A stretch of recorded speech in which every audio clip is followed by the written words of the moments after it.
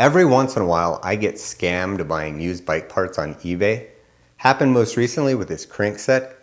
It was supposed to be a new takeoff crank, and it does look new. However, whoever installed the pedal on the drive side ran it in crooked and stripped out the threads.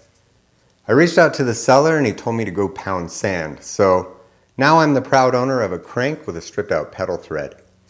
In today's video, I'm going to show you how to repair this and how to repair it correctly. If that interests you, let's get started.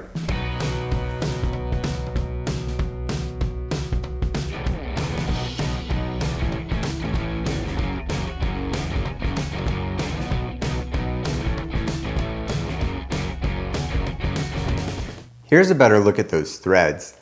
I tried threading in a pedal to see how it fit, and these threads are damaged so badly it pulls right back out. So here's how we're going to fix this. I'm going to start by drilling out the damaged threads. This is a 37/64 inch drill bit. It is the right size for 75% threads in aluminum for a 5/8 24 tap. I'm then going to run a 5/8 24 tap down through to cut threads for the insert. When I ran the tap in, I started tapping in the drill press so that the threads were square to the crank arm. I then removed the crank and I finished tapping by hand using my vise.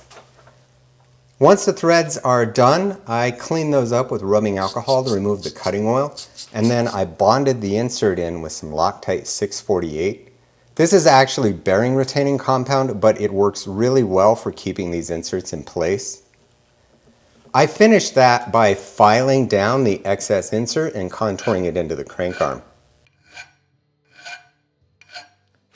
You really want to use a drill press to drill out the damaged threads and not do it by hand. In my case, when they ran the pedal in and they stripped those threads out, they ran the pedal in at an angle. So if I did that by hand and I ran it through those damaged threads, I would likely cut the hole at an angle as well. Then after the repair was complete, the new pedal would set in at an angle. By using the drill press, I'm able to center the hole and I'm able to cut it square to the crank arm.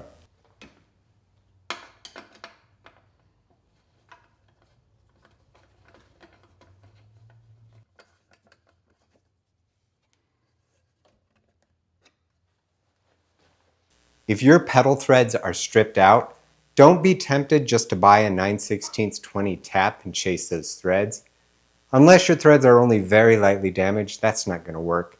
Save the money and spend it instead on a tap and an insert and do it correctly. If your left-hand side or non-dry side crank arm is the one that's stripped out, this side uses a left-hand thread. I found that the left-hand tap and insert are more expensive than the right-hand side. It may actually be cheaper in the long run just to replace the crank arm. So that's it for today's video. I hope you enjoyed watching it. Until next time, I'll see you later.